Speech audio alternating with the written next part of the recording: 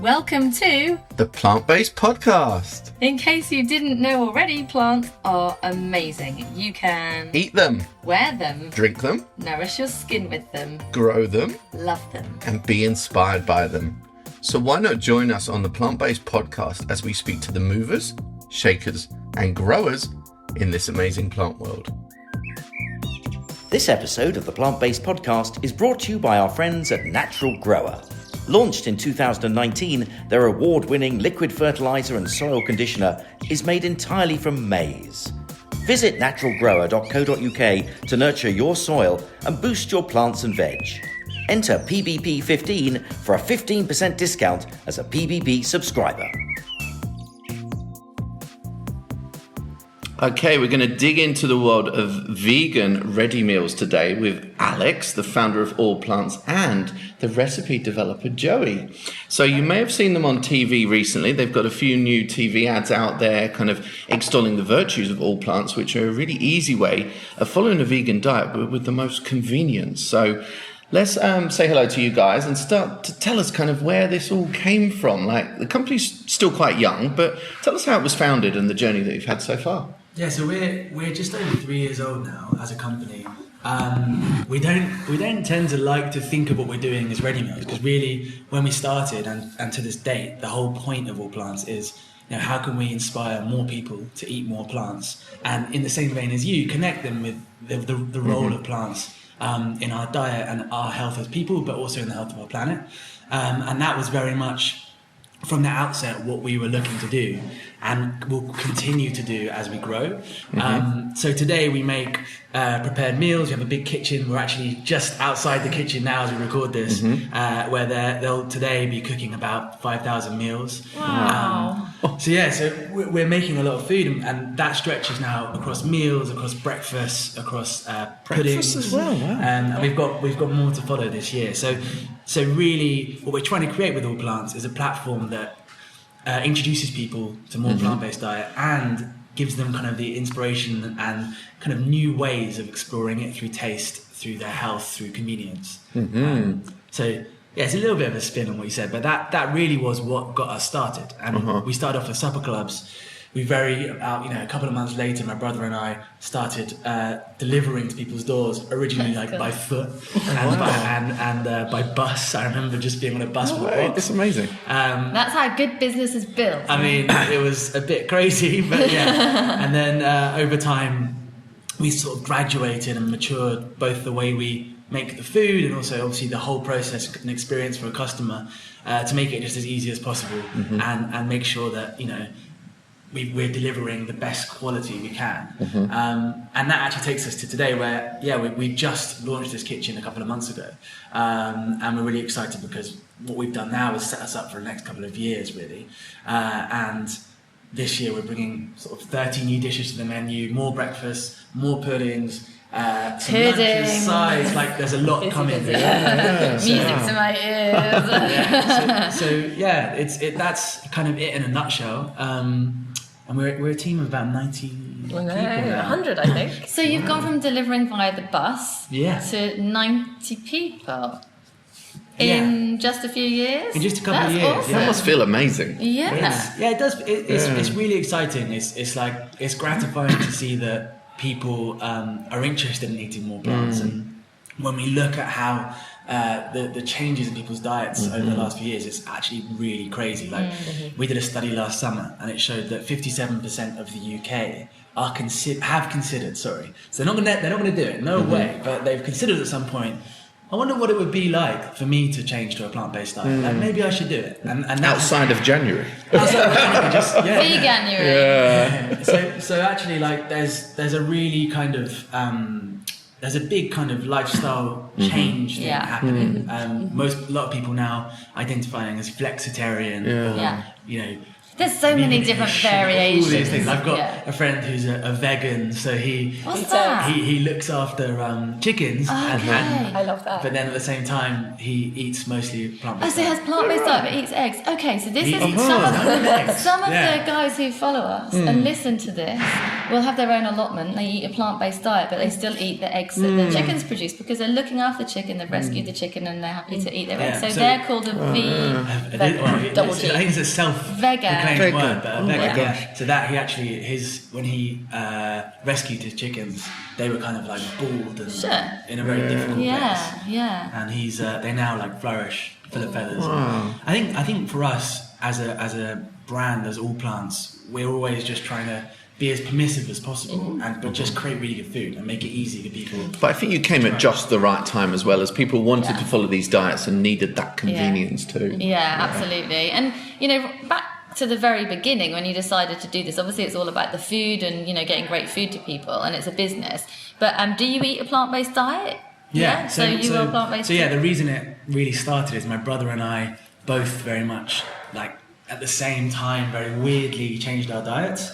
Did you have like a little discussion one night? No, it was a couple of weeks later where he realised. I said to him that I was actually kind of doing this vegan thing. At the time, I was being very. I was scared to almost admit it because it was quite out there still, and I wanted to be normal, not weird. So I was like, I'm actually eating vegan at the moment. It's just a test. I'm not going crazy. Don't worry. And he was like, oh really? Because I've been eating veggie for the last month. And I was like, okay, cool. Up your game. And see what we can do. So then around Christmas time, we'd always talked about starting something together, and by that point, I think this is now sort of Christmas 2014-ish, or no, 15, Christmas 2015. We were having a chat, and we'd both gone on this journey where we'd realised how important it is for the world to switch to a radically more plant-based diet. Primarily for there's so many reasons. The climate reasons are huge. Even a couple of weeks ago, The Economist published data around the true impact of, I think you half your carbon footprint if you switch to a vegetarian diet. And then if you go vegan, it's like another 15% off that. So just eating a more rich plant-based diet, super, super important.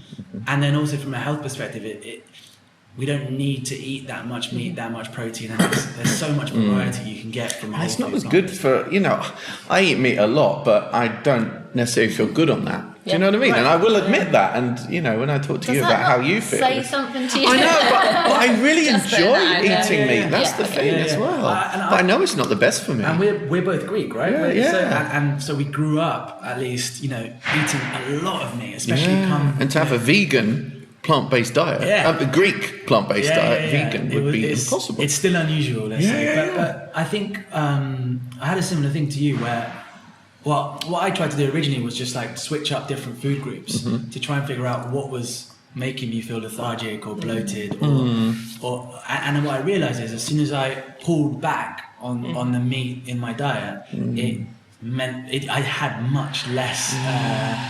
It's just that psychology of meat feeling like you need to have it, isn't it? I don't know. I don't know. But obviously you managed to change that, Ellen, in your I've been a vegetarian, or I was a vegetarian for years. And then I actually switched to plant-based purely because I had indigestion. And I kept getting indigestion. And someone just said to me, why don't you try cutting out dairy as well? And I was like, I love cheese. I don't think I can cut out cheese. And then we actually done a podcast of Hench Herbivore, who's like a PT trainer and nutritionist and all of that. And the next day I went vegan. I just cut it out. What's that the point then? That next day I cut out all dairy, so I'm fully plant-based. Amazing. And after 3 weeks I had no more indigestion ever. And my skin is better, I feel better, I have more energy, more clarity of mind, and that's the thing I think that really hit me. It was the clarity of mind. And I think that we have normalised eating animals and animal produce because that's what we've done for such a very long time. It's the food you're given when you're a kid. It isn't normal. That's just how I see it.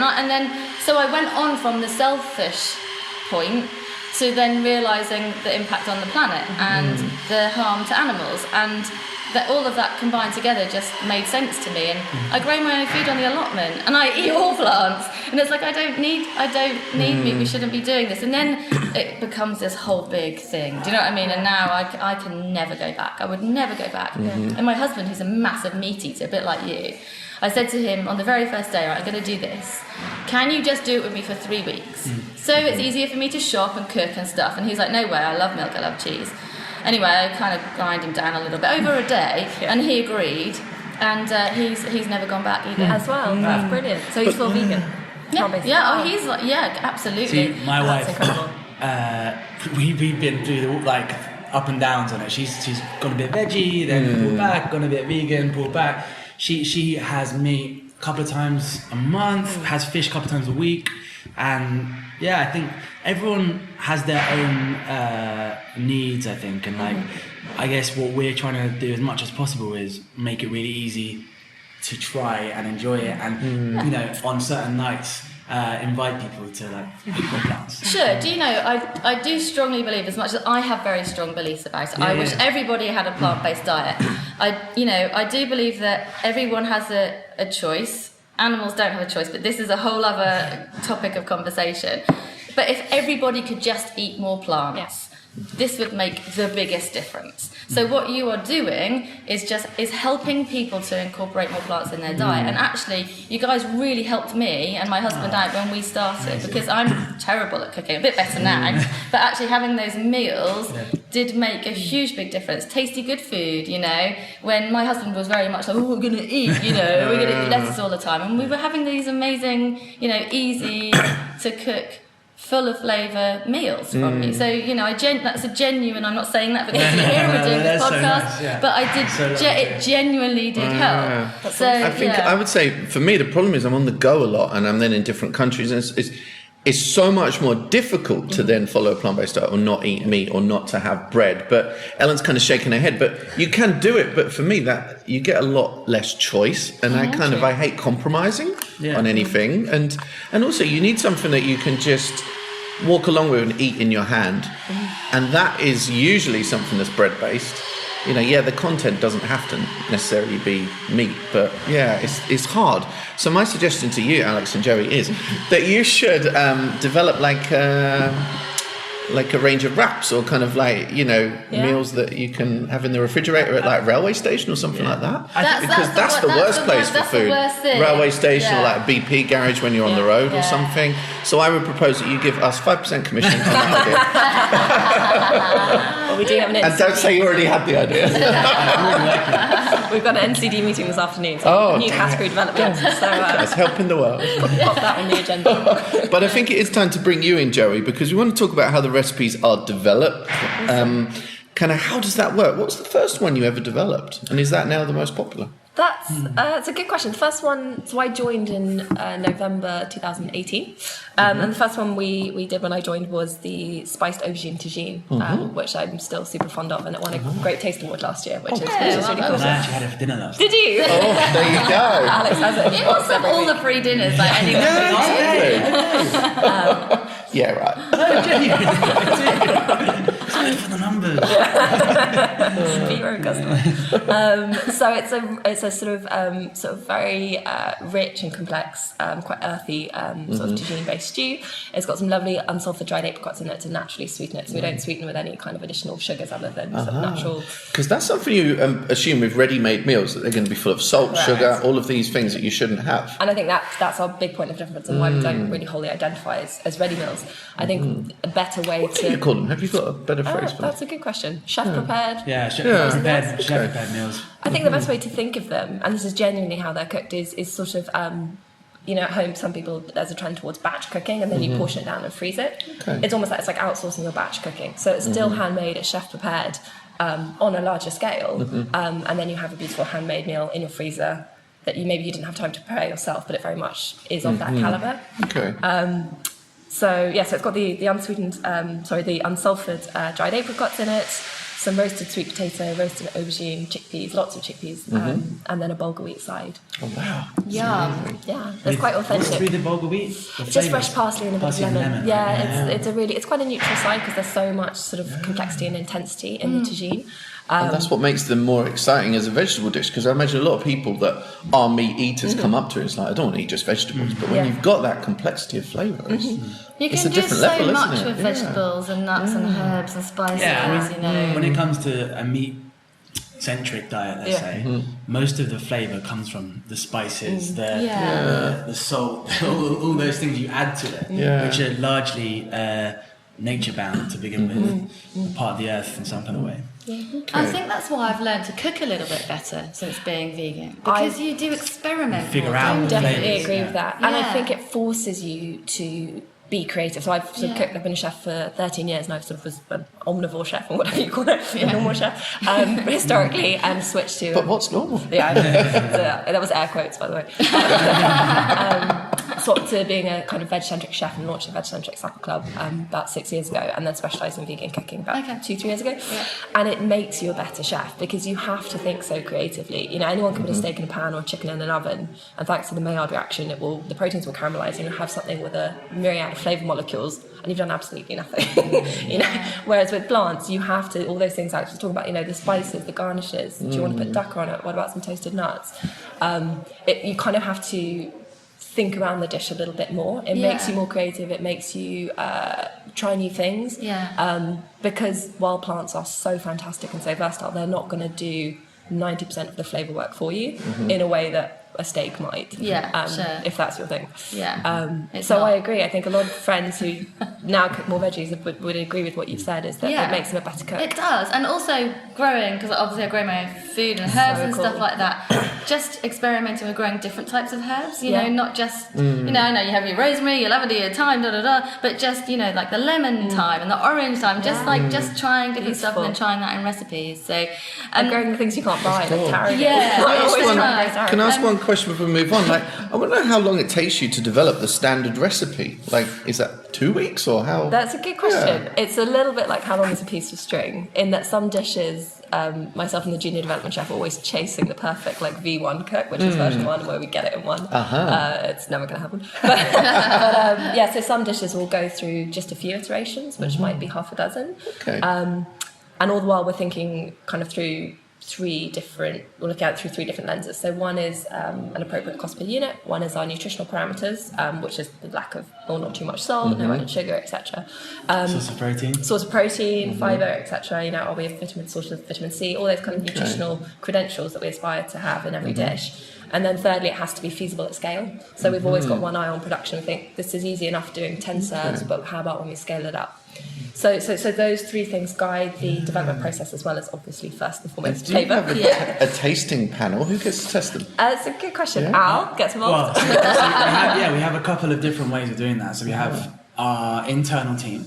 So we all gather around. So we're just over the wall from where we are in this little room we're in right now. There's a smaller kitchen where we all gather around and taste. But then with our first kind of run of dishes that we make, we only make a small number, and then it depends on what the dish is. Sometimes we give them to a group of customers and ask for feedback. Sometimes we present them as launched and then see how people react to them. So really our customers are our greatest kind of resource. They become the taste club, if you like. They decide, is a dish good enough? And we've had dishes in the past, we've launched it, and we've had a lot of feedback, and we've just had to change it and make tweaks as we go along, and that's something that we kind of play into. We think is a really important part of the community we're trying to build. So we were talking about, obviously I do a lot of my own cooking, and then on the evenings where I don't want to cook, I have all plants.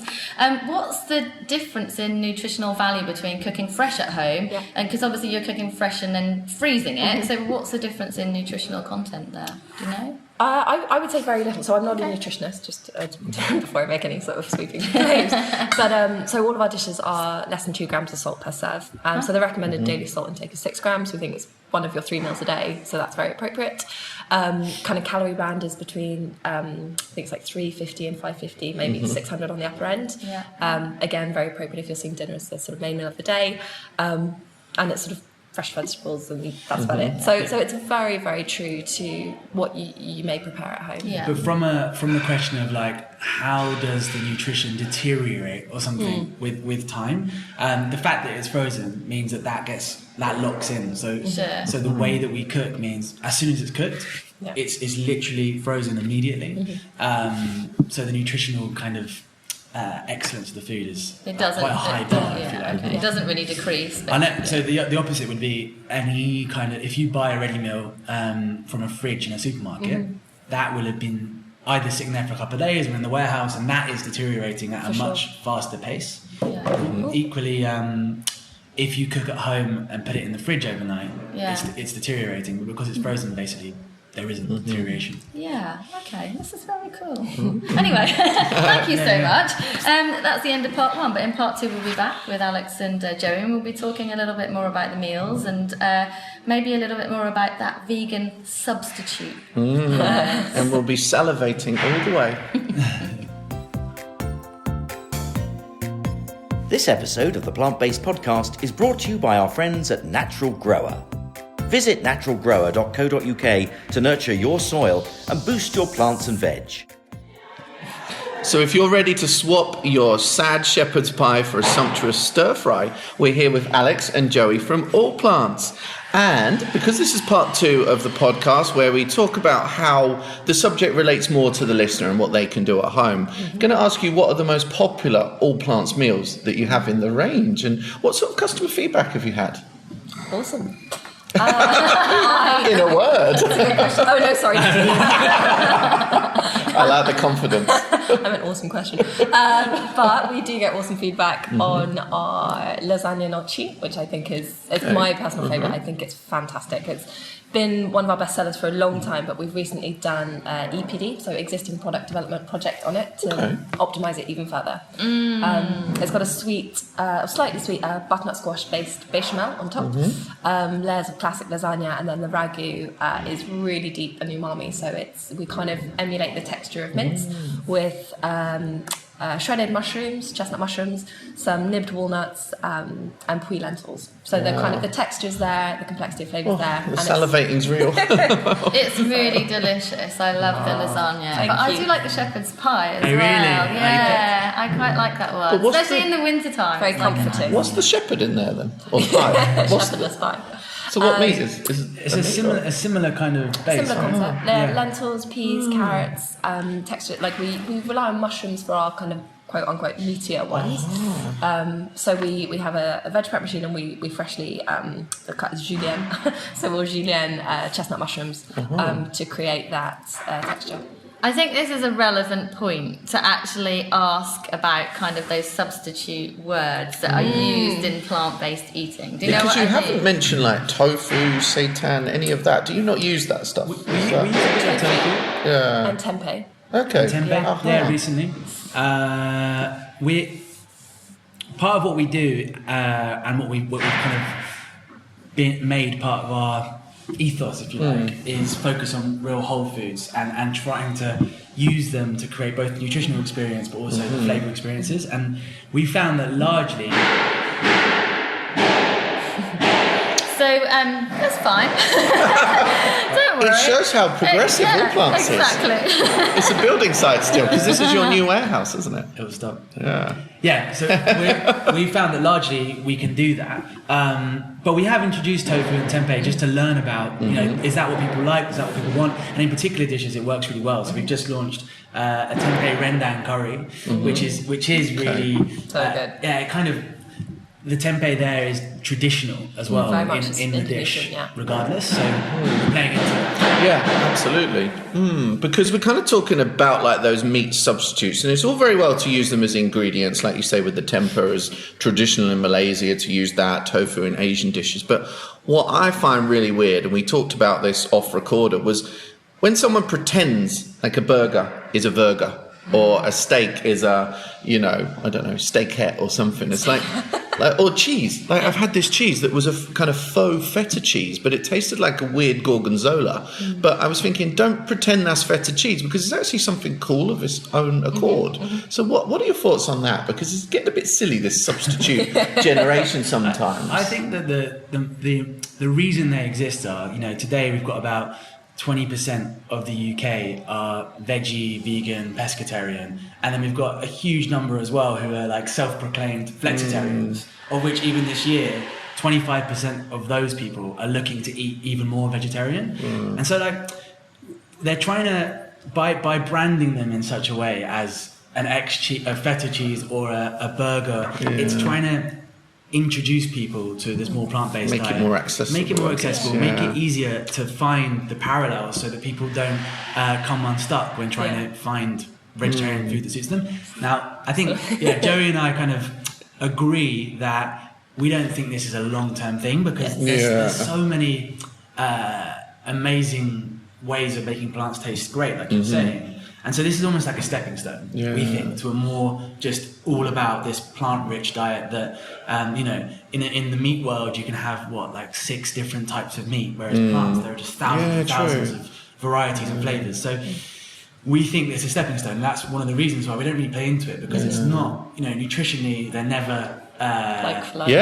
they're often processed and really as rubbish as meat. No, they're not as rubbish as meat. But they're pretty bad. They're not good for you, though. You know, when you see these chicken nuggets that are this kind of processed weirdness, that's not as good as a pile of vegetables, is it? And I think it gives vegan foods a bad name, and it kind of makes me a bit, No, but I've seen vegans out there that are on such poor diets because they're not eating fresh stuff. Anybody can be on a bad diet. So if you're a meat eater, you can eat bad food. If you're a vegan, you can eat bad food. Eating a plant-based diet is actually different because you are eating more plants. You know what I mean? But everyone's allowed to have a little bit of junk food every now and again. But what about the people that are always eating the vegan junk food? That's not good. That's the same as anybody eating a junk food diet. It depends why people have chosen to eat that way. So there are laziness, or they don't know about all plants food. What I mean is why have you chosen to eat a vegetarian or vegan diet? If you look at the UK and how people are thinking about changing their diet, it's something like 60% of people would consider changing their diet for health reasons. So the narrative that you're suggesting plays into that. Definitely. But actually, and obviously this is you can choose multiple reasons. 55% is for environmental reasons, and I think 35% is for ethical reasons. So in those buckets, the health thing doesn't play as big a role, and actually they're just trying to find easy ways to do something that matters to them. I see that now. I think when you zoom out and look at the plant kingdom in general and the role of plants in our life, as we humans have found ways to use these plants in weird and wonderful foods, and I think it's okay for now to do that and to celebrate it and to help people explore and find new ways of eating. But we think that there's much more to come, and that over time health will prevail because our health. I guess it's novelty value still at the moment, isn't it? And like you said, trying to recruit people by pretending that's a steak or this or that. But Ellen, for you as a vegan, how do you feel when you see something that is pretending to be a piece of meat? I don't care as long as it's not meat. If someone's not eating meat, then they're not eating. I don't care if it's called a sausage roll but it's got no sausage, or if it's called a cauliflower steak, it doesn't have meat in it. So as far as I'm concerned, if someone's eating that because they've picked that rather than the sausage roll that's got meat in it, all good, And there are studies on the naming of, in our case, dishes or parts of dishes, as Ellen was saying, and the role that calling it a sausage or a steak or using kind of evocative language has on people making it the positive choice. And I think there's not really... it's very difficult to suggest that eating a more plant-based diet isn't a positive choice. So from an environmental angle, from a health angle, from a policy angle, it's important to actually find ways to promote that, which is why I think it's important. Okay, interesting discussion. It is interesting, and it's great that everyone's kind of talking more about this stuff now. Just to go back to your point on the tofu, I agree that the naming, it sort of gives a certain familiarity, so it shows the customer the use case in their diet, whether it's a nugget or a cheese. But the kind of danger with that, and why I think, and I'm sure Al would agree, why it's not super sustainable, is that it sets a new product that could be delicious in its own right up for comparison. So then there's a risk that it'll always be, well, this isn't really feta cheese, this is a little bit rubbish. But actually, if you didn't call it feta, maybe people would like it. So you sort of, it's a double-edged sword. You need it because it's the entry point, and it is a quick way of conveying to the consumer what it is and how you enjoy it. but then you shortchange the product because you set it up for comparison. Sure. So it's so hard That's to difficult. know. It's almost like let plants hold their own because Exactly. they can. They Don't let can. them masquerade as meat. So, Yeah. I guess it's always developing, isn't it? It is. So, let's go back to your meals. Yeah. Do you have any available now for me? No, not really. I'm only joking.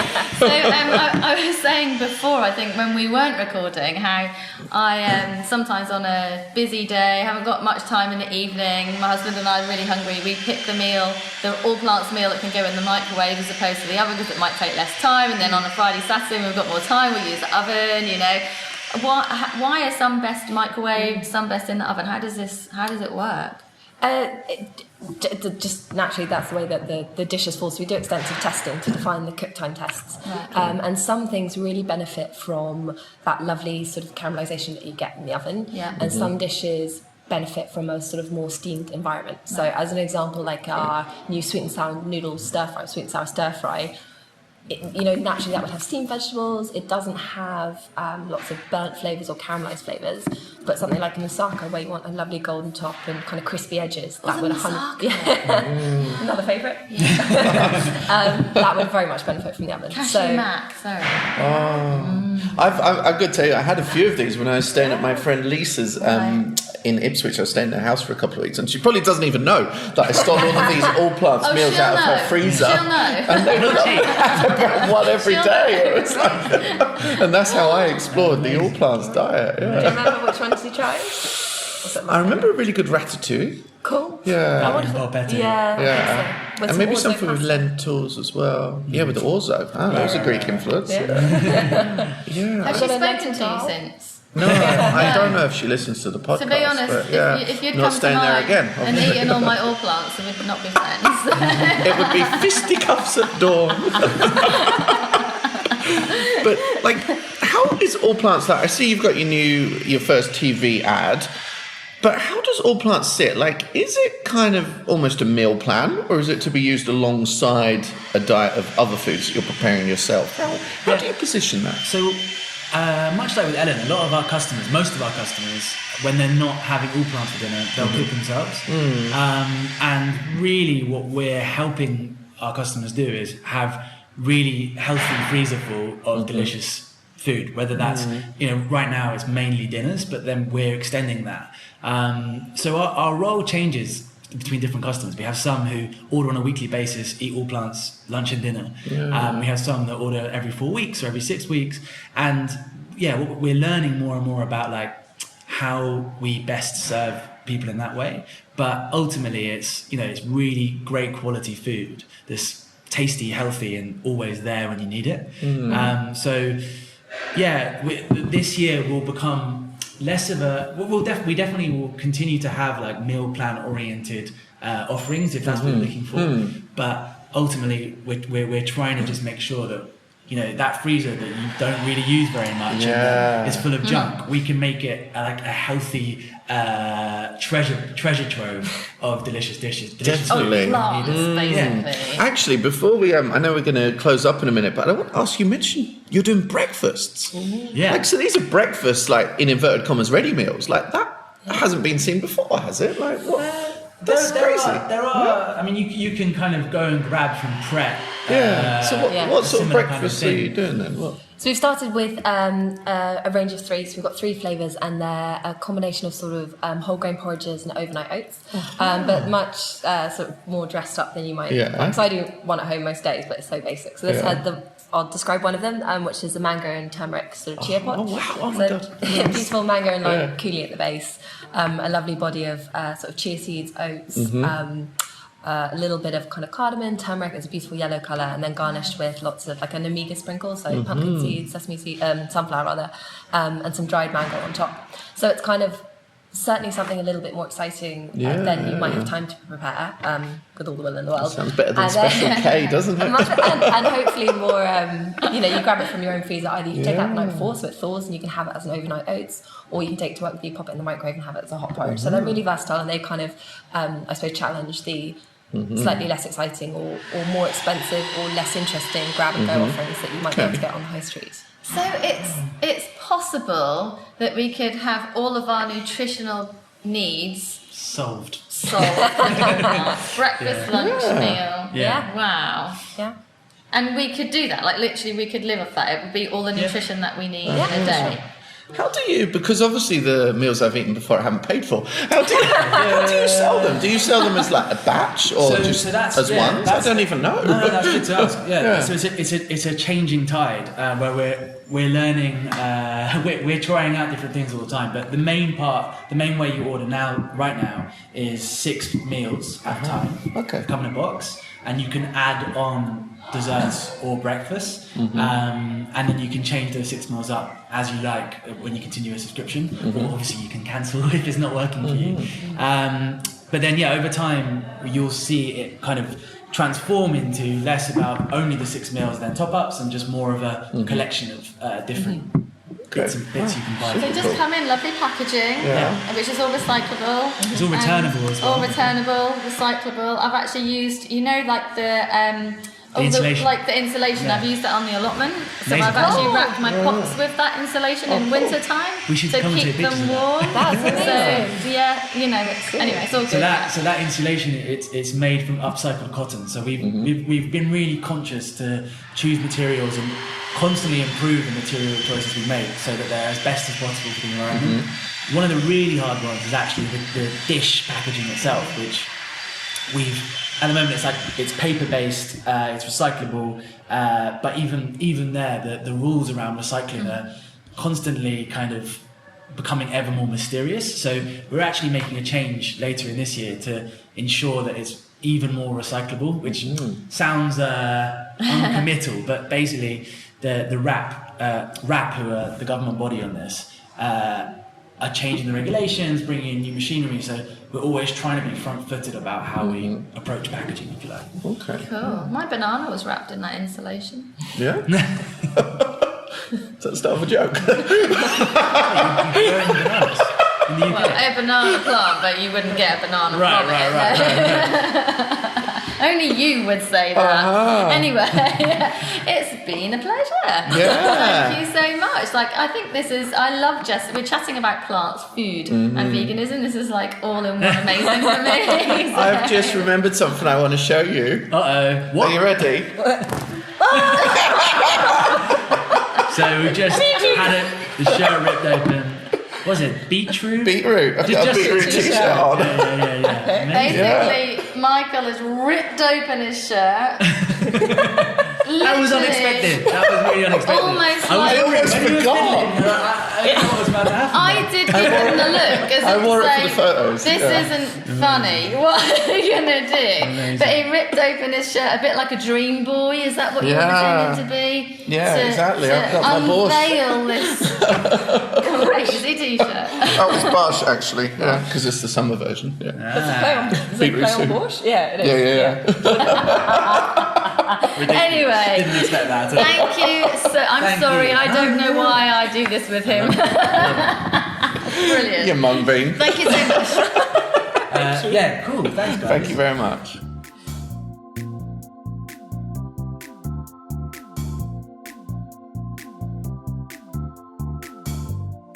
Hi everyone. So we want to use this platform to talk about what's happening now across the world in response to racism and the killing of George Floyd. Racism is still part of our lives. It shouldn't be. And we have to tackle it once and for all and end it. So over the past week, Michael and I, we've been researching podcasts and films and books. We've been learning, we've been listening, and we've been watching in order to educate ourselves better about racism. And I think that in order to face it and to change it, then educating is absolutely the way to go. We found lots of resources that we've watched and listened to, which we'll share with you in a moment. But first of all, I just wanted to talk about my observations that I've seen here since being in the US, which is of course where the protests all started. I'm in the south of America, where we know that racism was at its most horrendous. And I've learned a lot from being here already. So months back I went to the Civil and Human Rights Museum in Atlanta. If you ever get the chance to go. I also driving on my own through Georgia, and I found some what I can only call kind of like a group of old shacks. And after researching it, they're opposite an old gold mine, and they were actually where slaves lived. And the slaves were then picked up and taken to the wealthy landowners to build their ranches and work the land. And this kind of really opened up my eyes to racism and slavery and the history of all of that. What I've seen here in America is so much segregation, a huge gap between poverty and wealth, gentrification, which I didn't even know what that meant. And we were walking around in Charlotte and we found a sign and it said, "Slaves are buried here, stop gentrification now." And there's some what looked like graves. And I said to my husband, "What is gentrification?" I mean, I hadn't even heard of it before. And it's actually to do with improving an area so it conforms to middle class taste. So it means that the original residents have to move because of the cost of living. They can't afford it anymore, which affects the community. It affects the culture. It affects the history. And so that really kind of made me open my eyes much more to racism and the history of why we live in a world with this still going on. Of course, more recently we've had the protests and the riots. I don't agree with the riots. I don't agree with violence. It takes away from the cause, the important cause. And here in Charlotte, there's been this amazing mural that's been painted on one of the main roads in Uptown. It says Black Lives Matter, and artists came together to paint it, taking kind of a letter or a couple of letters each. And I went down there whilst it was being painted, and it was just the most beautiful thing to see. It was both art and it was community, and it was everyone of all races coming together to make change and to make history. And that was a really important moment for me to see that, and I think for so many other people.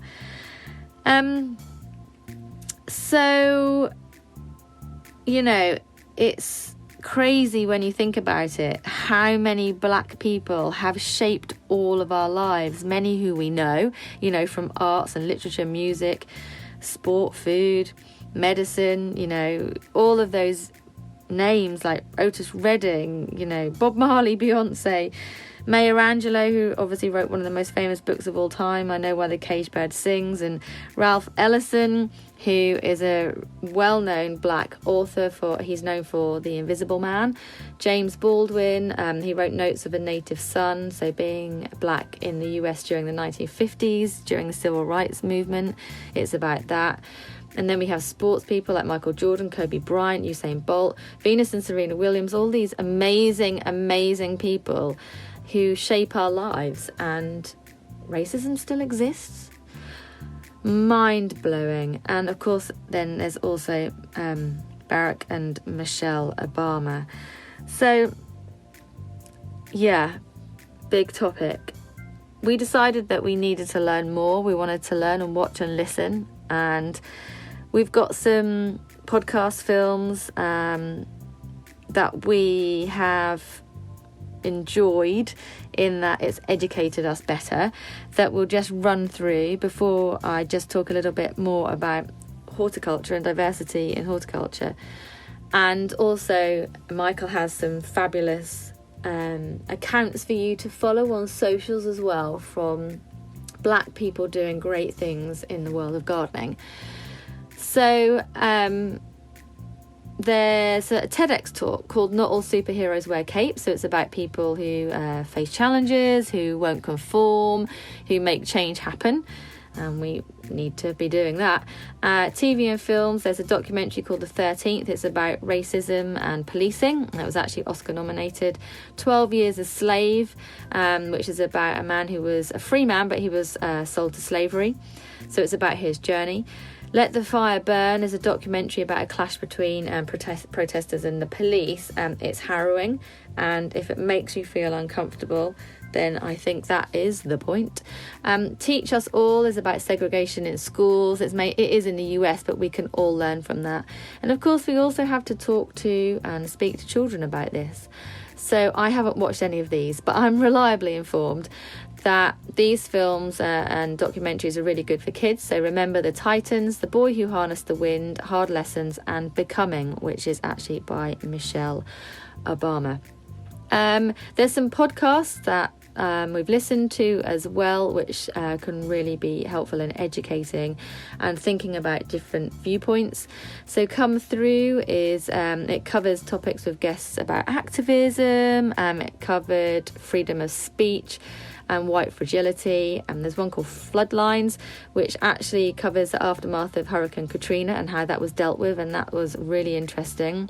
1619 was a podcast. It's actually done by the New York Times. They have many different podcasts you might want to tune into, and that's about African slaves arriving in what was then the English colony of Virginia. Now I say English because the UK have a huge big part to play in all of this. And Throughline was a really good one, and that's about systemic racism. So there's a few things that you could listen to and watch to help educate about racism and where that's come from. So we then went on to ask the question on social media about diversity in horticulture. We asked what people's opinions are and what people thought about it, what we could do about it. At first it was super quiet, so we haven't really had any answers on Instagram at all, despite us both posting about it, or on Twitter, that kind of thing. But on one post on Michael's Facebook page, I'm going to read out some of the comments. Love Mr. Perry, but this is a bit of a non-starter. Gardening has nothing to do with race or ethnicity. You either love it or you don't. Well said. Well said. We don't need lectures, Michael Perry. You will have folks turning off at this rate, so please stop the pandering. Michael Perry, can you explain why you need to post about racism on your gardening page? I have to ask a question here. What has gardening got to do with racism? Stick to gardening. I'm sick to death of all this nonsense. Just gardening for me, please. It's poverty that restricts hobbies, including gardening. No outside space, no extra cash. It's good to see that there has been an increase in community gardening projects, which enables people without gardens to enjoy the natural world. It's also great to see new allotment sites springing up. Modern gardens are very small and all layers of society are finding it harder to have their own outside space. One part of history that we should celebrate is our history of parks and public spaces. We need them more than ever and they need protecting. Black and minority ethnic communities are the most impoverished due to the systemic racism. Many tens of thousands love gardening, always have. I salute you, bravo. Proof in these comments that this is a desperately misunderstood subject. Well done for raising this subject, Michael. Why does horticulture have to be more diverse? Has it not allowed black and minority ethnic people to garden? Enough with this, please. Well said. I couldn't agree with you more. And so on and so forth. So to those of you who don't think that gardening isn't political or linked to race, and gardening is a way to take yourself out of what's going on in the world, absolutely. but all gardening is linked to the land. The land that we garden on, nature doesn't discriminate. Everyone can garden, of course, but there's very many barriers to gardening. And whilst nature doesn't discriminate, it's the humans who work, enjoy, profit and live on the land that do. So on that note, we found many incredible horticultural history makers who were black and who we know very little about. You have to question why that is, but here's a few. George Washington Carver was a highly respected expert in agriculture who he completely revolutionised soil by devising a crop rotation system for cotton growing. Of course, we wouldn't be wearing half the clothes that we wear without cotton. And he also promoted the use of compost. Look up George Washington Carver. I also read a post that flower farming, whilst certainly in the UK and the US is predominantly a white career and hobby, it was actually a community of black women who brought the concept to Washington, selling their cut flowers on the street until the idea was turned into a moneymaker by white men. Frederick McKinley Jones, he invented one of the most important inventions for modern agriculture, that's the refrigerated truck. Booker T. Washington, who promoted self-sufficiency so that black farmers didn't need to rely on white farmers and landowners for income. So it's really important to know that many black and ethnic minority have contributed to horticulture worldwide, although many have not been included in historic records. Okay, so Michael has been looking into some social media accounts that you can follow. So he's now going to run through those for you. I think the world can only be a better place when it is truly diverse and truly equal. Okay, I've been looking at some social media accounts that you guys perhaps might consider following and offering your support to. So let's run through those. First of all, remember these are all Instagram accounts. We've got Green Girl Leah. Now, she's an intersectional environmentalist who sets out a very compelling case that all environmentalists should be anti-racist. Next up, you may know him already, Hilton Carter. He's a plant and interior stylist, and he is so inspirational when it comes to indoor plants, houseplants of every shape and size. Absolutely incredible. Country Gentleman Cooks. Now, this is a botanist with the most incredible knowledge and calmness. Go there if you want to see food, plants, music. It's all there. Rag and Bone Man Vintage. This is a guy who's got a really, really great account looking at flower therapy. Two more. So, Aweside Farm. So that is AWESIDE Farm. Sinead and Adam grow organically on an agroecological and regenerative farm. A really, really interesting and stimulating account. And then lastly, we have Land in Our Names. And these guys are working for land reparations across Britain. There's many, many more out there, and I'm sure you've seen them shared on social media and via Instagram over the last week or two. So please do get out there, support black people in business, horticulture, and all walks of life, because diversity in horticulture is imperative for the future of the industry and, in fact, for life on the planet. Because all lives do matter, but all lives only matter when black lives matter too.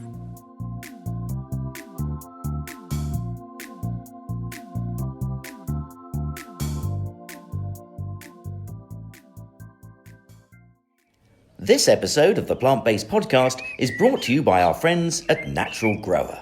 Launched in 2019, their award-winning liquid fertilizer and soil conditioner is made entirely from maize. Naturally rich in nitrogen, potash, phosphate, and other trace elements that plants and vegetables love, It is approved by the Soil Association, Vegan Society and Organic Farmers and Growers. Visit naturalgrower.co.uk to nurture your soil and boost your plants and veg. Enter PBP15 for a 15% discount as a PBP subscriber. Thanks for listening. You should now be at least 25% more obsessed by plants. Please follow us on social media. You'll find us by typing in the Plant-Based Podcast. We also have a fabulous website. Go to theplantbasedpodcast.net. So tell your friends, leave a review. Why not write a letter to your local MP?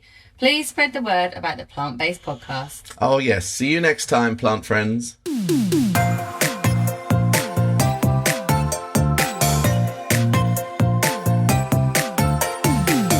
The theme music for the Plant-Based Podcast is an excerpt from the song Grow by Mikey James, and our editing is done by Gareth Patch of Semi Echo.